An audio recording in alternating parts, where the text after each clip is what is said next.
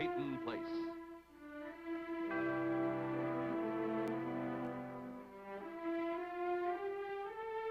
Starring Dorothy Malone as Constance Mackenzie, Warner Anderson as Matthew Swain, Ed Nelson as Michael Rossi, Mia Farrow as Allison Mackenzie, Ryan O'Neill as Rodney Harrington, and Barbara Parkins as Betty Anderson.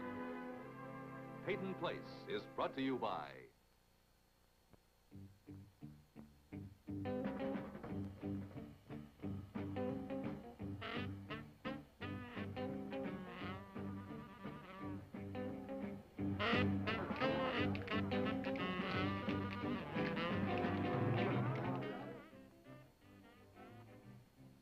Dr. Vincent Markham has learned to live with frustration and failure.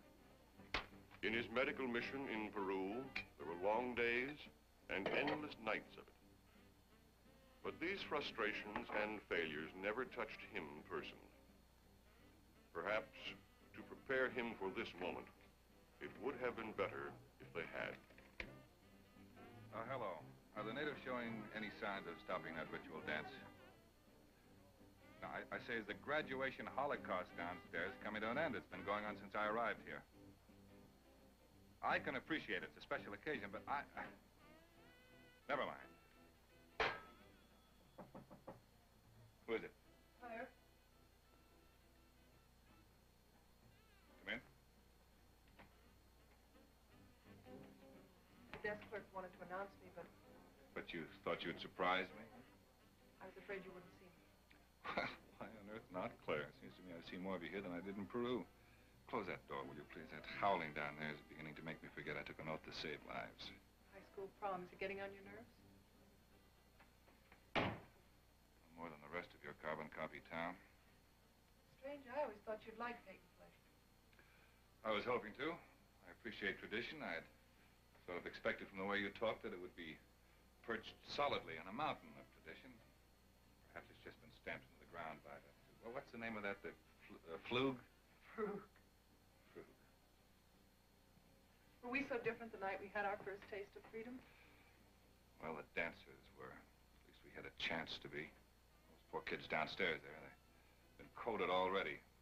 Do not fold, spindle, or mutilate. And they don't even know it. You think they have such a bleak future? Claire, why did you come here? Vincent, this afternoon Yes, I received the papers. They all seem to be in order. I don't want to go through with a divorce. Why not? I've had time to reconsider. All of 10 hours? It was enough. What enough? What's made you reconsider? I just feel I'm being hasty. I need more time with you. And we do have our lives ahead of us, don't we? That's a world of time, isn't it? You read any good case histories lately? Vincent. I understand Dr. Rossi is a very interesting set.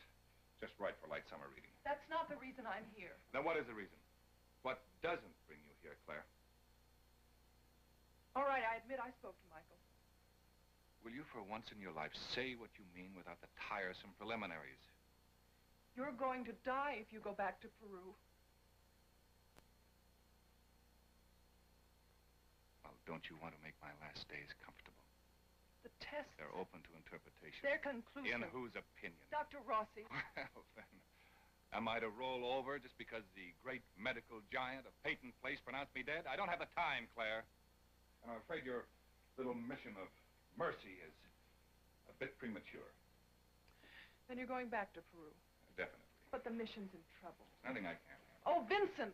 Why can't you face the truth about the mission, your illness, me? Whose truth? Yours? Rossi's? All right, I admit what Michael told me brought me here. But I am here. Doesn't that mean something?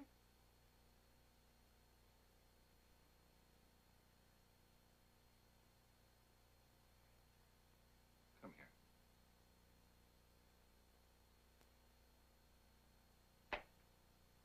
You come here. Just this once. I've already come 6,000 miles, Claire. And 6 more feet. Why Why do you play these childish games? It's not a game, it's a plea. It is a game. Who is going to make the first move? Who is going to lower his eyes first? It's a test. It's a game. It's important. It is trivial. Yes, and it's laughable. We could be standing in the medical tent arguing over some wretched Quechua Indians' malnutrition or the starvation of our marriage. The rules are the same. Here we are. Everything's changed. But the rules are still the same. Yes, well, then we both come 6,000 miles for nothing. Yes, 6 feet won't make any difference. Not if you can't see it.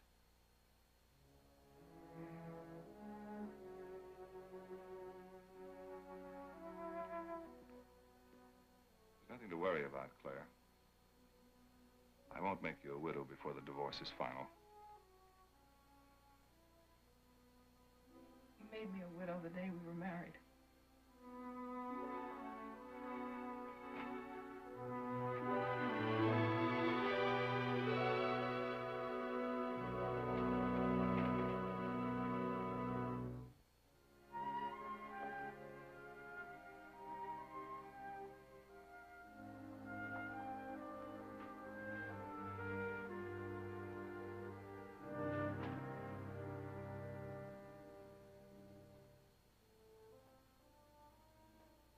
Where's Norman?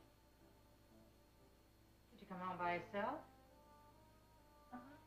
Well, how come you didn't bring me? Rita? Did you go to the dance? Honey, don't turn away. Something's wrong. You had a fight with Norman. Well, if you did, it's your own fault.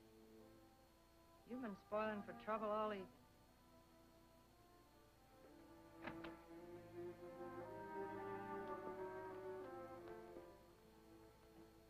That's right.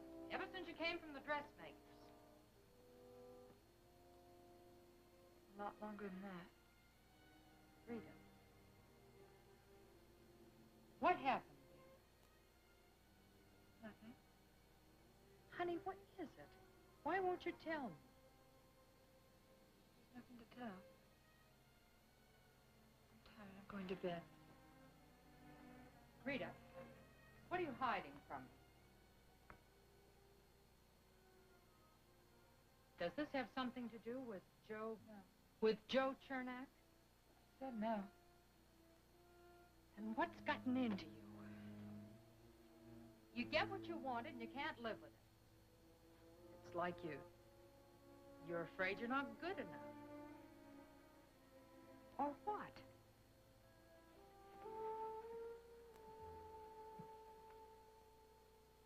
You were right, Mom. It does take more than a new dress. Oh, honey, you're not the same girl that ran with the old crowd. Maybe I forgot to take down the sign.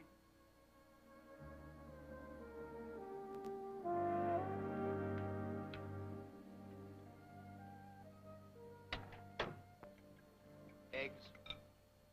Eggs. Ham. Ham. Tomatoes. Tomatoes. Onions. Onions. Handkerchief. Handkerchief. Haven't you ever seen a grown man cry before?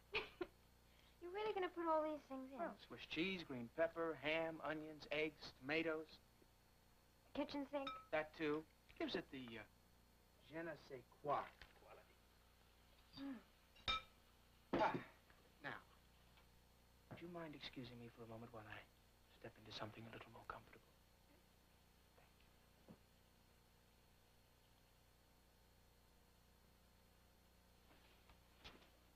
Thank you. No peeking, please.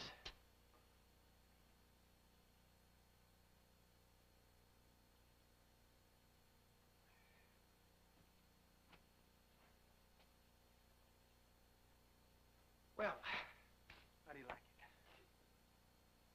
Well, don't look so stunned. You know, cut velvet smoking jackets are very much in, my dear. It's what the perfect husband is wearing this season for that intimate little supper party. With his wife, of course. Of course. is the perfect husband really like? Well, he's tolerant, broad-minded, a firm believer in the double standard. Allows his wife to hold down a full-time job while he putters around the bay in his little sloop. Also helps keep up the upkeep on his MG. And the children, where are the children? Well, they're in bed, I hope. No, I mean during the day. Military school. Even the girls. Oh, perfect husband, your intimate dinner is about to burn.